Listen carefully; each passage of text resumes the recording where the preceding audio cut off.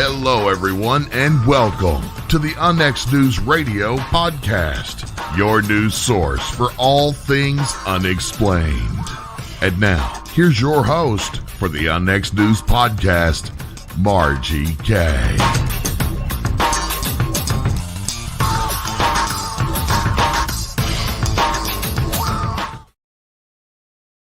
Welcome to the program, everyone. This is the Unexplained News, and I'm your host, Margie Kay, and we have a really good show for you here this evening. I do want to mention one very important thing, though. Halloween night, October 31st at 7 p.m. Central, 8 p.m. Eastern. Go to unexnetwork.com for our big launch party and join us there. It's going to be great. We've got a lot of new shows coming on this brand new network that's launching next week. My guest this evening is the state director for MUFON in Oklahoma. And that state has a lot of very strange things happening. And I think everybody needs to hear about it. I've been wanting to have Mindy on for quite some time, and finally we were able to connect. Welcome to the program, Mindy. Thank you, Margie. I appreciate you having me. Mindy Tautfest. Mindy, how did you get involved in paranormal? Well, it's been a long road for me. I started off as a young kid seeing spirits, and I grew up in a haunted house that had activity from what's known as shadow people. And in particular, in our house, it was the Hat Man that was known to kind of roam our halls of our home. Multiple people in our family had seen him. He would mimic the family voices and call our names from different rooms. We would have objects moving around the house. We would have bangs and creaks and all kinds of crazy things happening throughout the day and night. And went along with that for several years that was going on. And I've always kind of had an interest in the paranormal. So in my 20s, I went into ghost hunting and joined a local team here in Oklahoma and looked for answers that way. And I don't know if I necessarily found any answers, but I had fun doing it. And then in my 30s, I got married and had kids and, you know, all the wonderful things that come with life, and kind of took a back seat as far as doing paranormal investigations. But in my 30s, I ended up having a brain aneurysm and suffered a near-death experience. And from that, I decided to get back into the paranormal and really kind of see what I could understand of it.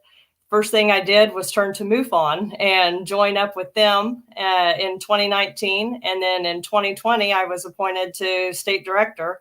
And then here we are today. So it's been kind of an interesting road through all different types of paranormal. Yes, indeed. Let's talk about your near-death experience a little bit. Did that change your outlook on life at all? Oh, absolutely. I don't know how it couldn't. At the time, my husband was a Southern Baptist preacher, and living here in the Bible Belt in Oklahoma, I was, very, very Republican Christian and very fundamentalist in my views. And whenever I ended up on the other side, I didn't find myself in heaven. I found myself in a place that people call the void. And it was quite an experience. Whenever I came back, it changed my views quite a bit to where I'm not so fundamental anymore. I still would consider myself a Christian, but I'm much more universalist in my views. I see more a basis of love and oneness than I ever did before. And so I can only say that my views have changed for the better at this point. Now, after you got involved with Oklahoma MUFON, did you have any idea as to what you were getting into or how much you were getting into before you did it? Absolutely not. whenever I came on. It was more kind of just for a hobby thing. I had always wanted to be a field investigator, and I didn't understand the structure of MUFON. I had actually looked into it when my kids were young, and I didn't think that I really fit the profile for what they needed. I figured they needed someone more with a strong law enforcement background or military background, and that I wouldn't really have much to offer coming from a nursing background. And, a stay-at-home mom at that point. So I kind of talked myself out of it. And I'm so glad that I revisited it later in 2019 and said, okay, well, let me just call. And so I ended up getting in touch with Doug Wilson. And he was so patient for 2 hours. He answered my questions and really kind of walked me through what we needed here in Oklahoma, which was basically a complete reboot. There was really nothing going on here. We did have 2 investigators at the time, and both of them were very busy professionals. And so they didn't really have time to put into building a chapter. So they kind of handled their investigations, and that was it. There was no chapter meetings or anything like that going on. And so I kind of worked hand in hand with Doug in order to kind of build up Oklahoma and to get us to where we are today, where we're about to start in November having our online meetings. That's great. The online meetings work really good for Missouri MUFON, and you attend our meetings, so you know that. Yeah. And we've got field investigators from all over actually who join us, and the general public too. So it's worked out real well. And we're just really happy that Oklahoma has somebody with as much enthusiasm and drive as you do to get things done, because every state has got a lot going on, not only UFOs, but paranormal events as well. Now, on your UFO investigations, do you ever find that there are other things happening to the families as well that might be tagged paranormal instead of UFO? Well, I think that it would be hard to separate them at all. I find most of the time with our UFO investigations that there's always some kind of paranormal element to it, whether it's relating to Bigfoot or orbs or ghost activity. I've even run across a shadow person in one of them. And so there's always some kind of element, it seems, that is relating to the UFO experience itself. Not for simple flybys necessarily, but some of the more involved cases, you're almost always going to find some kind of paranormal element outside of just a nuts and bolts UFO. Right. Now, what are some of the more interesting cases that you've worked on? Well, I'll tell you, the first one that really caught my attention was one, it was in 2019, I believe. We had gotten a report of a triangle craft over Sand Springs, Oklahoma, and that is just outside of Tulsa. And after doing this for several years now, I've seen a pattern where we always see triangle craft over Tulsa. It just seems to be a hotbed. And I've talked some with James Bear there in Missouri, kind of the correlation between right there in the corner of Missouri and up there in the Tulsa area and what we see kind of going between there. But Tulsa seems to be a place for triangles. And I believe I'd sent you a picture of one of the triangles that was reported from a guy known as the UFO Magnet. And he had a event out in Las Vegas with Joshua P. Warren, who's a well-known paranormal investigator, and with Darren Evans, who's known for his research into the Zozo demon.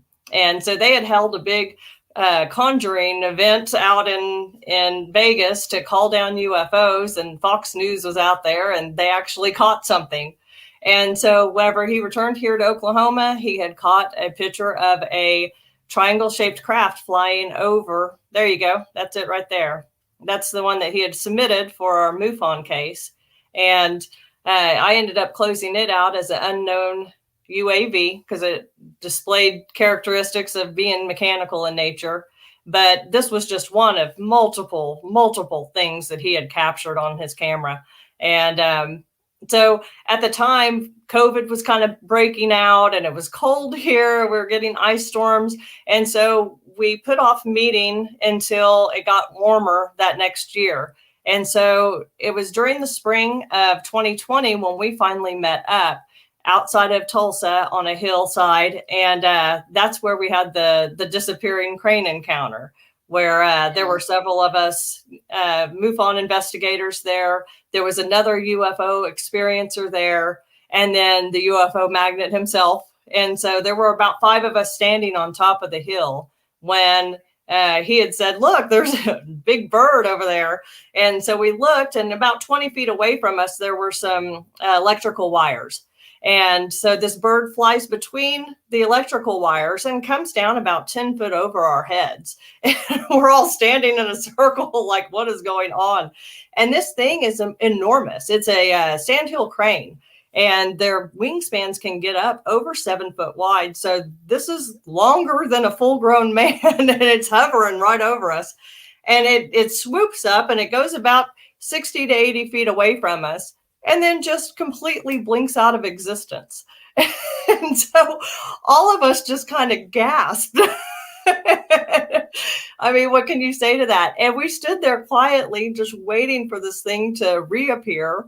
And it never did. And there was nowhere for this thing to go. There were no trees. There was nothing. We were on top of a hillside. And there was nothing there. And it was a nicely lit night. It was incredible. And I was not prepared to have an encounter like that. I was going just to kind of see if I could see a triangle craft or something.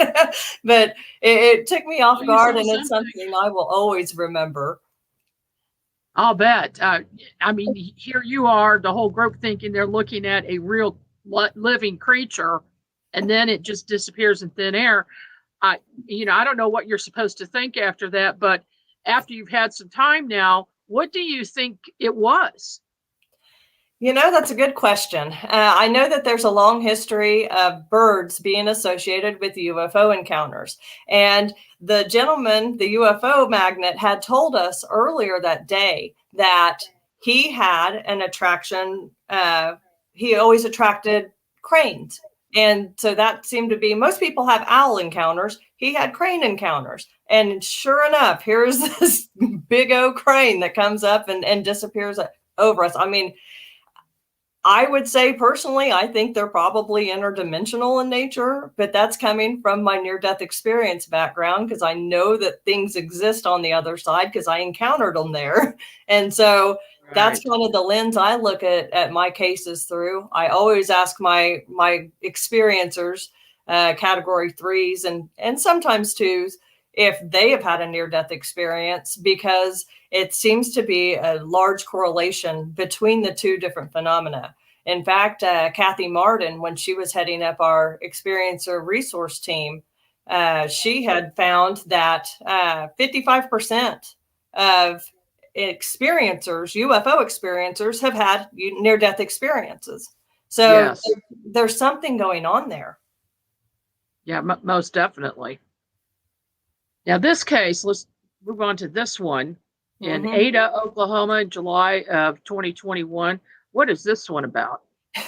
This was shortly after we had the World UFO Day. And this actually came from the Morrisons. The one on the left was one that they took in early July that year. This was it 21 or 22? 21.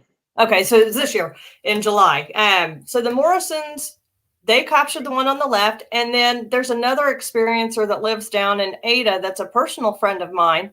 And he said, look at this incredible picture I got of this triangle craft that was out here. And I said, you've got to be kidding me. So I hurried up and sent him the picture of the one that the Morrisons had taken. And we just couldn't believe it. There's something strange going on between these two experiencers. And that's something I haven't shared with you before, I don't believe, that the Morrisons will send me something, and within minutes, I will get something from this experiencer down in Ada. And it's happened multiple times that they will have these correlations between their sightings. And a lot of times they will resemble each other. And so this was the latest one that really just kind of took your breath away because they were so similar. And it wasn't necessarily the same night this night. This was about a week or two apart. But most of the time, whenever they send me things, it would be the same night within minutes of each other. So it's really strange to watch those correlations. They don't know each other? They don't know each other at all. Have you shared any of this with the witnesses that they have similar events happening? Yeah, they're aware of each other. They've never met, though. It would be interesting to get them together. In fact, the one on the right is the one that was there for the disappearing crane. So, yeah, so he's been involved in a few of these different things. Okay. Interesting stuff. Now, what about this? This one here, this is the latest MUFON case that we've received with fairies in it. And this actually came in just this last week, and I'm scheduled to talk to this gentleman next week. And so I don't have the full story on this yet. This is one that I'm just basing it off of what he had submitted with his MUFON report. And so he had seen these two triangle-shaped craft, and this was back in the early 2000s down in Seminole, Oklahoma. And him and his cousin were out in the truck, and they noticed these two triangle-shaped craft hovering. And they got out of the car and they looked up, and they said that they saw what looked like almost like a nebula that was pink and orange and kind of sparkling. And he said it, appeared to be a fairy. But then his narrative cuts off, and he said, I was more interested in the triangle UFOs than the fairy. So that's all he mentions. It's almost like an afterthought. Oh, yeah, and there was a fairy there. Right. Okay, this one here, this is one, this is a really great case. This is a gentleman who lives out in Honubby, Oklahoma. And Honubby, anyone in the paranormal community might be familiar with that because they have an annual Bigfoot festival that they hold down there in southeastern Oklahoma. And it's in the middle of nowhere. I mean, it's down in a little valley. It's surrounded by the Kiamichi Mountains. And there's no reason to be there unless you're there for the festival, basically. So this gentleman lives down there, and he had reported to MUFON a couple months ago that he had seen an orange orb that was floating silently over the treetops there in Honubby. And of course, that area, well known for Bigfoot sightings. That's why they have the festival there. They also have a history of spook lights in the area. And so this gentleman has seen it all. In the course of interviewing him, he relayed that whenever he lived in Texas, in Sulphur Springs a few years ago, he ended up seeing a craft kind of materialize in the sky, and it took off. And then from the same area of the sky where the craft was, this humanoid type creature came into view. And he said it wasn't angelic at all. He wanted to clarify that. But he said the mask almost looked like the Lone Ranger, and then it wore like tan robes. And the creature saw him, and then it took off, and it was man-sized. It flew in the same direction, chasing the craft that had materialized. And both of them took off in the same direction and disappeared. Goodness gracious, Mindy. I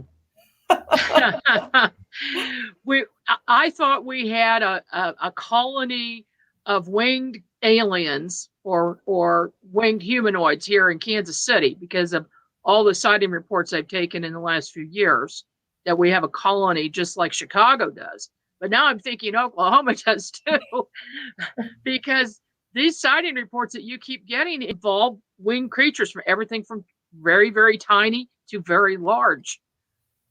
This is just absolutely, this is crazy. And, you're one of the few people that I feel very connected to, and where something happens in your state, it happens in mine as well, right around the same time, just the way you were talking about the two people in Oklahoma who were having similar experiences. Yeah. So let me get out of that. And I've got a couple of videos that you sent me that are very interesting. Let me do share screen here again and play this, and you can talk about it while it's playing.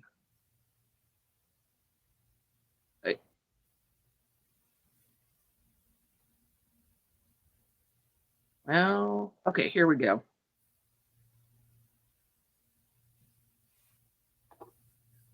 Can you see that? I'm not seeing anything. Okay, now it's coming up. Do I need to go back further? Yeah, you'll need to go back some. This is actually, there's nothing visual that happens in this clip. This is a home surveillance clip that was taken from up around the Tulsa area. And what we're listening for is a kind of a whirring sound that you'll hear come in about halfway through. Okay, you say nothing visual, but I'm seeing orbs shoot up.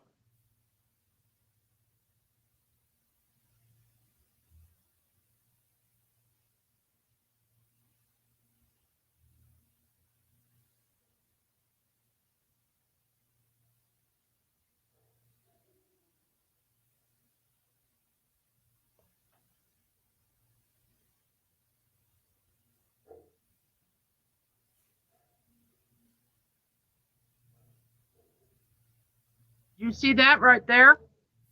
Shoot up right there? Yeah. That corner?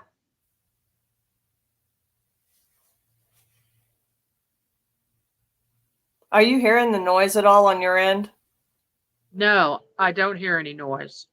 Okay. There was another orb just shot up. It And may be another too, one. yeah, and then the camera kind of panned. It may be too faint to hear through several different mediums. So Don't hear it. what happened with this case here is that there was a gentleman who had gone to Brazil several years ago to meet with his wife's family. And they stayed with his father-in-law. And while there was like an orange mist that came into the home in the bedroom where he was staying. And he heard this whirring sound outside. And so he woke up the next day, he asked his father-in-law about it. And the father-in-law said, well, it could just be, the cement factory down the street. And the guy said, I don't really think so, but, whatever. And so he returns back here to Oklahoma and then captures this a few years later, where it's this whirring noise. And I think what you're seeing on that video is just kind of bugs and dust and stuff getting stirred up. What happened with this is about 30 miles away, his mother lives, and she woke up in that night and heard the sound at the same time. And so both mother and son both heard this whirring sound, and they both have the impression that it's some kind of a craft landing. They don't want to look, but he actually captured them on his home security camera. And I had the state director of Nebraska look it over and analyze it. And he did a whole spectrogram of the sound, and we couldn't identify it readily. It wasn't any kind of truck. They're in a very remote area in Oklahoma. They're on a ranch with several acres and no neighbors. There's nothing out there that would be making that kind of a noise. But they've, again, just had this history of having this weird noise follow them. And it wasn't anything that necessarily, it wasn't nuts and bolts ufology. How do we know that this is a UFO?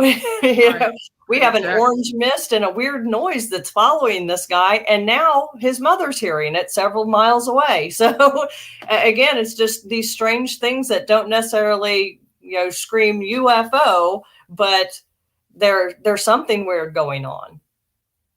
Yeah, that's kind of bizarre. We might have to see if we can't twist Race Hobbs' arm and take a listen to it, since he's an audio expert. Absolutely. And we've got another video here from you that I'm going to go ahead and share screen again. I have to select it every time. Here we go. And I'm playing that. This is actually from the Morrisons. This was the initial report that they turned in. I believe it was around Valentine's Day of 2019 or 2020. Let me see. Of 2020. They described it as a triangle-shaped craft that looked like it was dripping molten mercury. And you can kind of see as it illuminates on the side that it's a triangle craft. It kind of will flare there for a bit.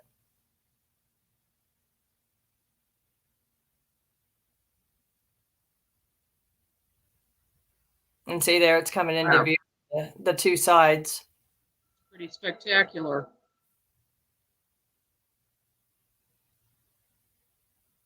Look at that. And see, whenever they first reported this, they had said that it was flying a grid-like pattern. And that really caught my attention because I was watching some UFO show and they were talking about crafts flying a grid-like pattern around military bases. And as you know, the Morrisons, they live right by Tinker Air Force Base, which is the biggest base here in Oklahoma.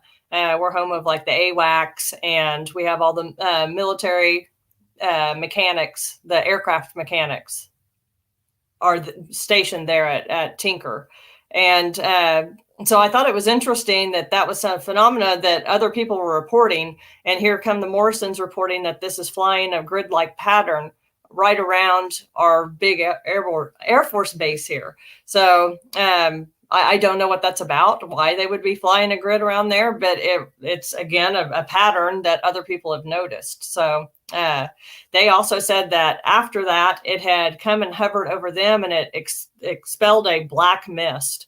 And afterwards, Miss Morrison, she got sick with environmental pneumonia. And even when you came and visited, she was still struggling with her breathing. And Lloyd had problems with asthma flaring up afterwards. So they both had physical reactions to this stuff. And then whenever you came out and we talked to them, then we collected the sample off of the car. They had relayed that sometimes they'll wake up and they'll have this black substance like dried onto their car in little spots. And so you were able to grab a sample of it and gave it to Lynn Mann, our chief analyst at MUFON. And she came back and said that it was pond scum. Yes, she did. I was not expecting that. Hey, no, none of us were expecting that.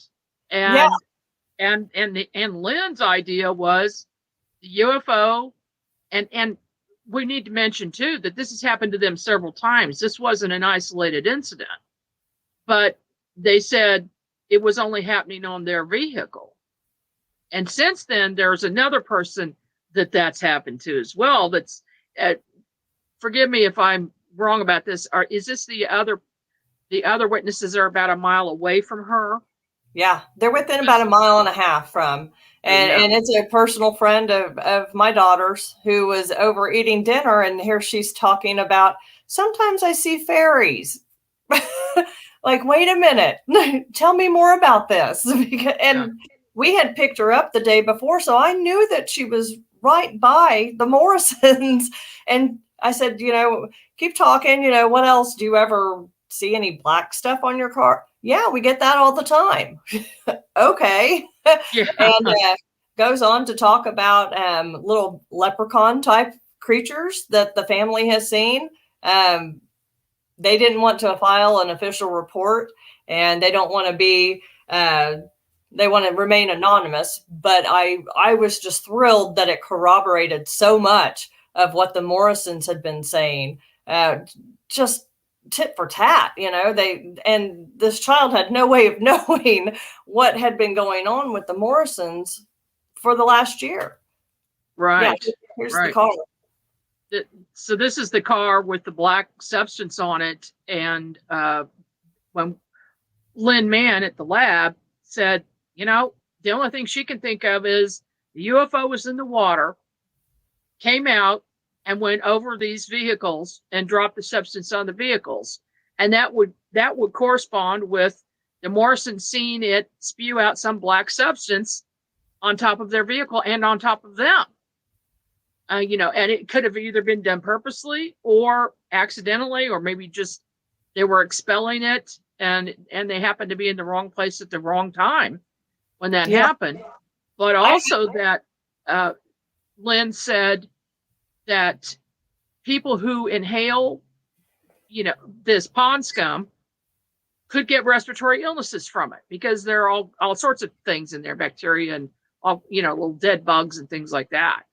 That's exactly what I was about to say. I have her report right here, and that's exactly it. Is that people could suffer ill effects from inhaling this stuff. And it just matched up perfectly to what they had said. So it just, again, is another confirmation of what they've been telling us is going on there. I did find one other thing in regards to the pond scum that I thought was interesting, and that is that the University of Arizona had received a grant back in the early 2000s, I want to say 2006, 2007, to develop a biofuel made from pond scum to use in our military jets. And so that's something to kind of keep in mind. It could be a human explanation for this, or it could be something that ET is using to fuel their own thing, their own vehicles. But I thought it was interesting that this is known to be a good use of fuel. Yes, indeed. And the fact that they don't live very far from Kitchen Lake, the possibility that there could be a UFO or UFOs in the lake as a base or something, and then they come out periodically. And of course, they saw something strange there too. But I want to show this picture that the Morrisons each drew a picture of what they're seeing, what they call there's two different types of winged creatures. They have one that's called the mimics, that they call them mimics, that they're larger, like maybe 10 inches tall or 6 to 10 inches tall. And then the teeny tiny fairies that are only about an inch tall, which is just amazing. And this is a photo they got of the mimics in their backyard. Have they told you anything else? Have they had any sightings of these things recently? They haven't told me anything about mimics lately. That was during the springtime, I believe. And what's interesting about that is that just before they had told me about this, Miss Morrison had come to me kind of sheepishly and said, I kind of want to tell you something. It might sound weird, but we've been seeing these fairies. And I was not prepared for this, Margie. I was prepared to investigate UFOs. Right. And so with the case from Sand Springs back to the UFO magnet, he had messaged me just prior to the Morrisons and told me, I have pictures of fairies that I've been seeing up in Sand Springs around Tulsa. And so whenever the Morrisons came to me within a month later to tell me that they had seen fairies, it really didn't surprise me at that point. I was not expecting it from the UFO magnet. I was not expecting it from the Morrisons. I wasn't expecting it to be something that we found consistently with these UFO encounters or from the experiencers themselves, just having different encounters with these different types of phenomena. But again, it wasn't all that surprising then whenever the Morrisons came forward and said, hey, we've been seeing these fairy type creatures, because I had just heard it from the other guy. And so that's what I'm finding here. It really kind of seems like synchronicities, one after another. One person will tell me something, and then it's almost like a wave, through the other experiencers, where they also have encountered these different types of things. And none of them have any interaction with each other, which is what's so amazing. It's just, one from the other. And the connection with all three of these cases with the fairies and UFOs is you. Yeah. Yes. So yeah, there's synchronicity here. I want to show, this is the Morrisons' backyard, and it to the fence, but beyond that is a park. And this park goes quite a ways, and it is actually also in the backyard of the other people who are seeing fairies that are a mile away. And yeah, here's a view of their house. And then this is the area where they see the fairies. This was back in the park. And also something else about this. This is a stream running through the park.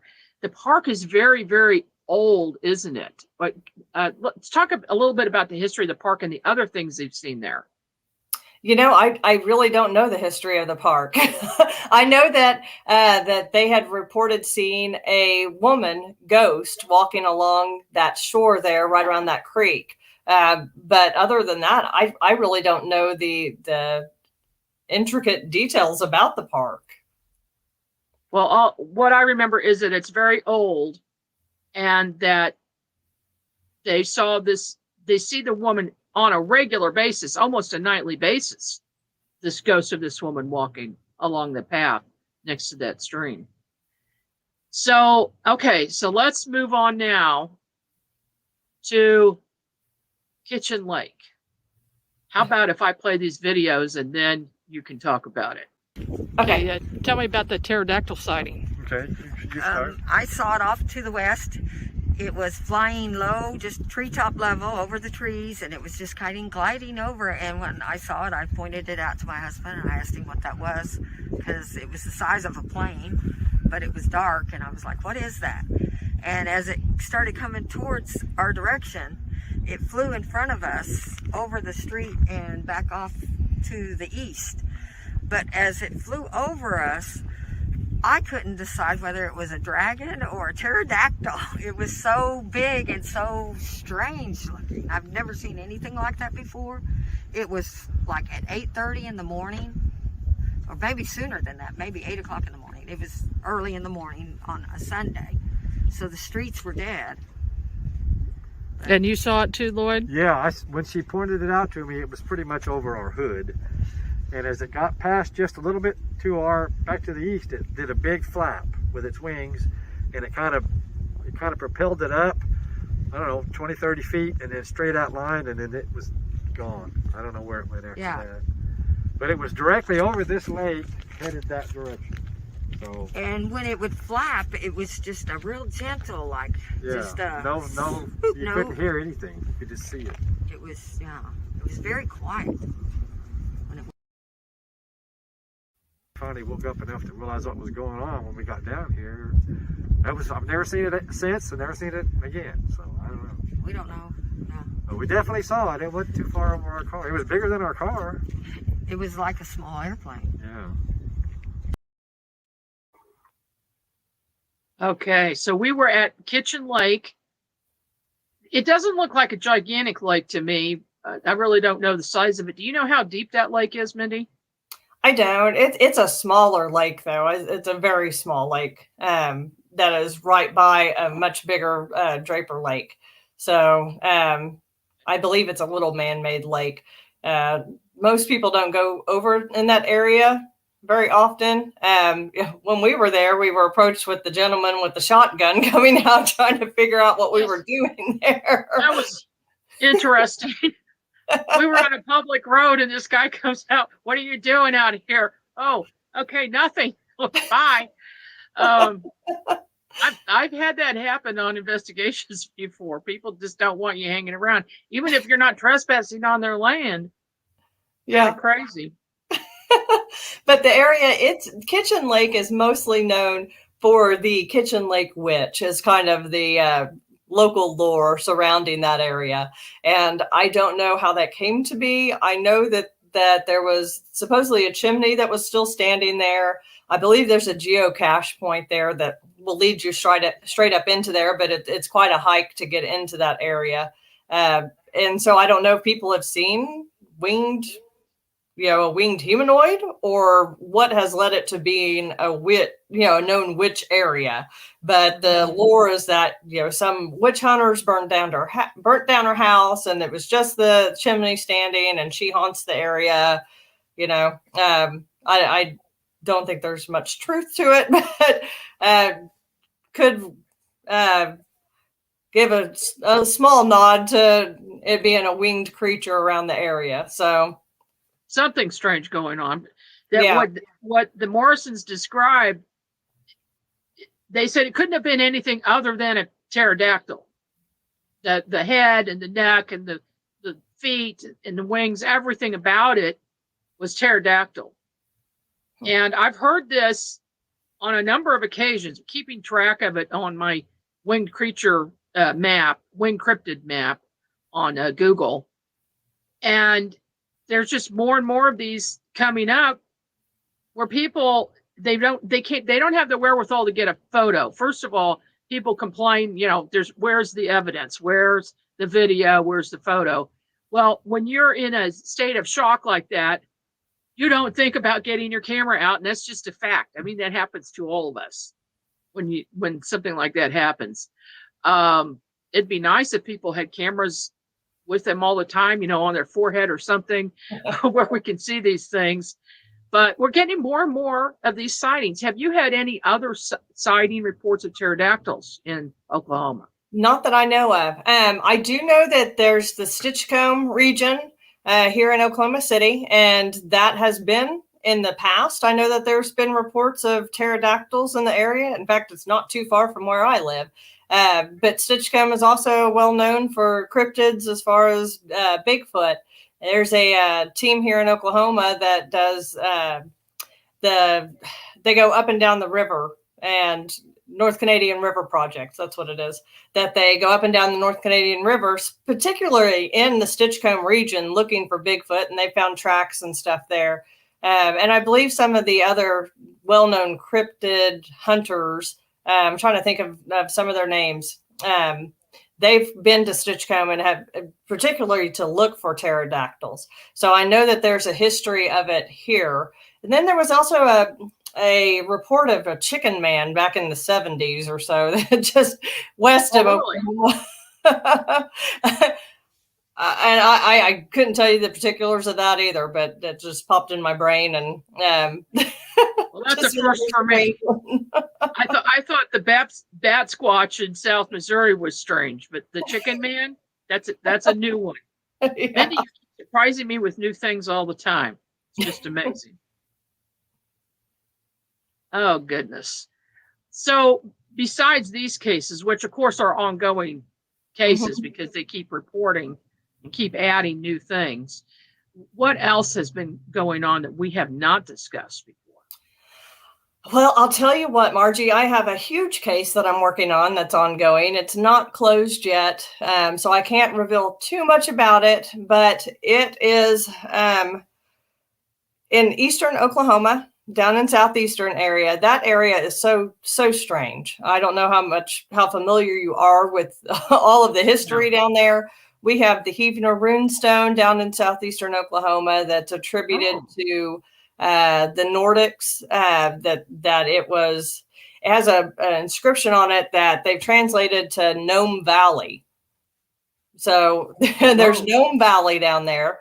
It used to be a known hideout area for Jesse James and his crew. There was some of the Knights of the Golden Circle. There were, it just has a long history because it's so hilly. It's down in the foothills of the Ozarks, and it's woody. There's great hiding places for man and beast. So there's a lot to be found down there. So that's where Honubby is, where the orange orb was that was recently reported, the Bigfoots, the spook lights over there. And then this new case that we have that actually took place back in 1974. It took place at the Native Missionary Miracle Mountains Boarding School, and it's located in Hartshorn, Oklahoma. And in total, I have 14 different witnesses that were there and witnessed a large saucer-shaped craft approach over the course of like an hour. And it hovered over the schoolhouse, and it rotated and flashed different lights at them. And there were adults there and children. And interviewed one of the teachers who is now a doctor, and she's attested she gave the most complete interview of all because she has the most intact memory. Most of these kids were under the age of 10 at the time, but every last one of them remembers everything about what they saw. And this lasted over the course of several hours. It hovered, and whenever it took off, it rotated up onto its side vertically and then took off over towards the old sawmill. And they watched as it landed in a clearing. One of the interesting things about this is after it took off, they got all the kids inside. The kids were terrified, hiding under their beds. And they heard loud bangs around the house all throughout the night. They saw indescribable faces in the windows. And so the oldest boy actually went, I think he was 14 at the time. He started boarding up the windows and doors, and he stood guard all night with his gun. As the teacher, had all the kids, they got them piled in front of the fireplace in the living room to kind of ride out the night. And so that next morning, the teacher got some of the older students, and they went on a field trip to go and look for signs of this flying saucer. And they didn't find anything. But when they got back, they discovered that the meat freezer that was outside had been emptied during the night. It had 2 sides of beef that was in there, and it was gone. Whoa. So, no explanation for that. But the next day, it had been returned. Oh. So what? Oh. Why would this meat go missing and then be returned? So the owner of the school, he refused to let anybody eat this stuff. He emptied out the meat freezer. He drug it all out into the middle of a field, and he burned every last bit of it and refused to let them have it. The teacher describes that official-looking men in black suits were seen talking with the owners within the weeks afterwards. And then within the next few years, the owners they shut down the school by the end of that year. And then within the next few years, they bulldozed all of the buildings on the property, and they sold all 5,200 acres. Wow. That sounds like a movie plot. I know. That is a crazy story. That is and I am still interviewing some of the witnesses right now. It has been incredible. I looked over into Preston Dennett's book about schoolyard encounters. He's cataloged over 100 of them. I think one from every state and others in between. And so he had listed out 10 different things that are very common to schoolyard encounters. And whenever I first started investigating this case, I thought, okay, we've hit on maybe 5 or 6 of them, but by this point, we've hit every single last one of them. So it's just, you need to get a hold of Preston about this one. That's what I keep hearing. I'm trying to work to get this closed out and everything, because I'd like to be able to release all the complete details and everything. I'm wanting to make a site visit, but we still haven't pinned down exactly where the school was because they've knocked down every last building. So all that's left there are pads. No one ever rebuilt there. And so this is only about 30 miles from where Honubby is, where the orbs were seen and the spook lights and everything. So this area of Oklahoma is just, it has a long history of all kinds of stuff. One thing I did come across with the schoolyard case, I contacted the local historical society. And one of the gentlemen there, he was so wonderful. He tracked down every single newspaper clipping that had anything to do with UFOs in the area. And come to find out that this one lady there, it was the wife of the postman in the town. And this town's only has maybe 2,000 people that live there. So it's not a very big town. She investigated UFOs on her free time. So she would have, like, the locals, she'd say, come over, let's have sky watch. And so they'd have sky watches. And they were seeing these 2 different types of UFOs consistently during the 60s and 70s. And so one they had named, I believe, the red blinkers, which obviously they blinked red. And then there was one that they called the Colonel, and it was a silver saucer-shaped craft. And she had reports of over 110 witnesses over the course of 8 months that had seen UFOs in that town. 110 out of 2,000. That's a lot in 8 months. So what's going on in this area? There were other newspaper reports. There was one from Christmas time that showed it had "Hark the Herald Angels Sing," like a classic, Christmas time advertisement. And then right next to it is this awful hairy beast.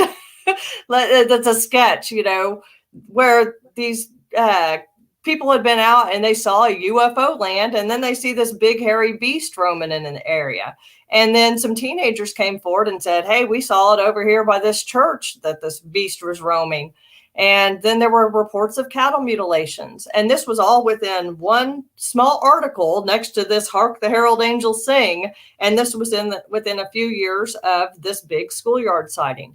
So this area just, it's fantastic. It has a wild history of just about everything you could imagine. Why do you think that there are certain areas that are hot spots for activity like this? Paranormal, UFOs, whatever, Sasquatch, and they all seem to come at the same time, spook lights, things like that. And then there are areas where nothing ever happens. That's a good question. Is there a reason for this?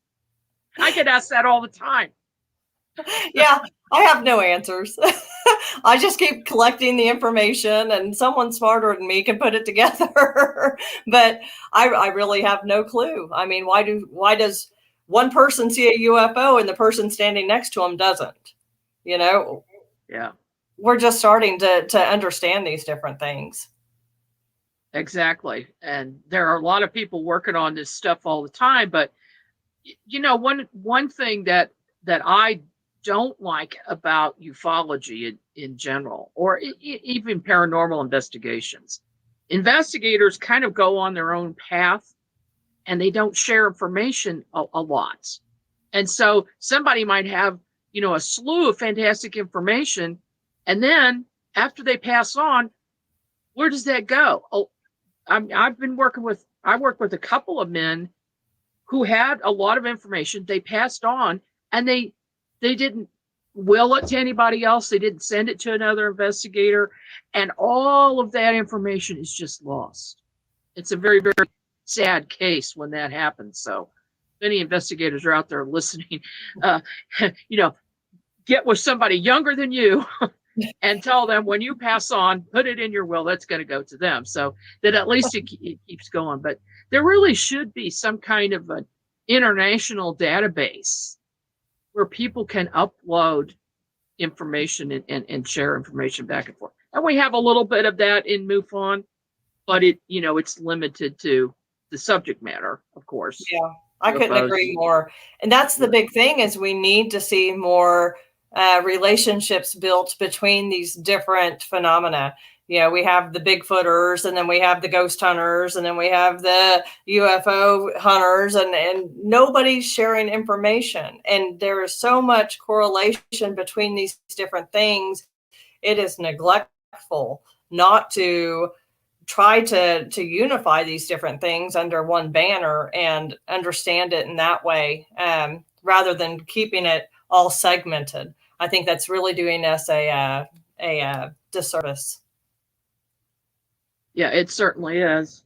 And that's why I'm glad to be in contact with you and other investigators. We've got our little group that's slowly growing, and we meet once a week and share information. I think that's really important to keep that going in some fashion. Even after COVID is over, we can still meet on Zoom and talk about cases.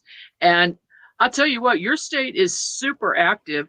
Have you had a chance to investigate any of the spook lights yet? No, but we've talked about it. The one up in Quapaw. What is it called from over on Missouri side? On our side, it's called the Hornet spook light or the Joplin spook light, but it's actually in the little hamlet of Hornet. It's the same spook light. It's just right on the border between Oklahoma and Missouri. And apparently the best way to see it is from the Missouri side looking to Oklahoma. And I saw it when I was 14 years old. Well, it was two of them. And then a friend of mine, Jean Walker, who's an investigator, she saw it when she was younger, in her 20s, I believe. And I've gone back down. I went back down in 2017, and I saw it again and got it on film and some still pictures.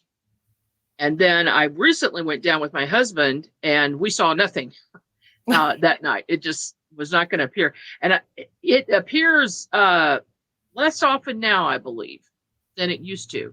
because for some reason, and this is just a hint to anybody who wants to go down there and look for it, you have to be very, very quiet or it won't come out. There can't be a lot of cars and a lot of people talking, and you can't have a party and go down there. And besides that, it's a private road. So it's very difficult. People will call the police if you're hanging out there. So it's a tricky situation, but I would like to get, like we talked, Mindy, people on the Oklahoma side, people on the Missouri side, and we'll both film at the same time and see if we can get it in between us. Like I know some other investigators have done, and there was even something, I think, on the Travel Channel about this several years ago, where a group went down there and did that exact thing. So if they could do it, we can do it, right? Yeah, we can. That'd be fun. Yeah, to actually be able to capture it. I could kick myself with the whole disappearing crane encounter. We had just packed up all of our equipment. And that's exactly what had to happen. We had just put it away, and we were about to make our way down the hill whenever that thing appeared. And so I could kick myself with that one. But hopefully we can get out there to the spook lights and actually get something on camera and be able to corroborate it from both sides. That would be incredible. It would be. And I sure hope we can do that sometime soon. And, there are things coming up. People are starting to get out more and meet in some instances. But tell us about your Zoom meeting with Oklahoma MUFON. Can anybody attend that? And how do they get information about it? Yes, they can visit our website at MUFONOK.org and sign up there to get on our mailing list. And we will send out the Zoom link just prior to the start of the meeting. November 20th from 2 to 4 p.m. will be our very first meeting. And so we're excited about that. We're planning to have online meetings through the winter because they get kind of hairy here in Oklahoma. And then in the spring, we'll look at trying to go ahead and move over to having in-person meetings, depending on how our state's looking with the whole pandemic stuff. So MUFONOK.org, or they can visit us on our Facebook page. That's always very active. It's just at Oklahoma MUFON on Facebook. Okay, fantastic. And if somebody wants to file a sighting report, how do they do that? They can go on to MUFON.com and they can click on the Report a UFO button, and it will lead you through. I believe they make you look at a picture of the Starlink satellites now just to make sure that that's not what you're reporting. But I think that people have really kind of caught on to what those look like now, and we're not seeing near as many reports as we were at one time. So that's it. Just click on there. You can report a UFO. You can report seeing an entity, or you can report an abduction. So we cover all three of those. And sometimes things don't necessarily fall into those three categories. And so you got to kind of, make it fit. So, as far as like cattle mutilations or something like that, just do your best. There's a little info box, and you can just write in what you're trying to contact us about. All right. And somebody will contact that witness and do an investigation. So that's the good thing about MUFON for sure. Mindy, thank you so much for coming on this evening. This hour has flown by, and it's always fascinating to talk with you. Well, thank you, Margie. I appreciate you having me. All right. This is Margie Kay. I will see you here again next Friday at 6 p.m. Central and 7 p.m. Eastern. You've been listening to the UNX News Podcast with Margie Kay. Any rebroadcast or duplication of this program or its content without express written permission from UNX Media or Margie Kay herself is strictly prohibited. The UNX News Podcast, in direct cooperation with the internet website unxmedia.com.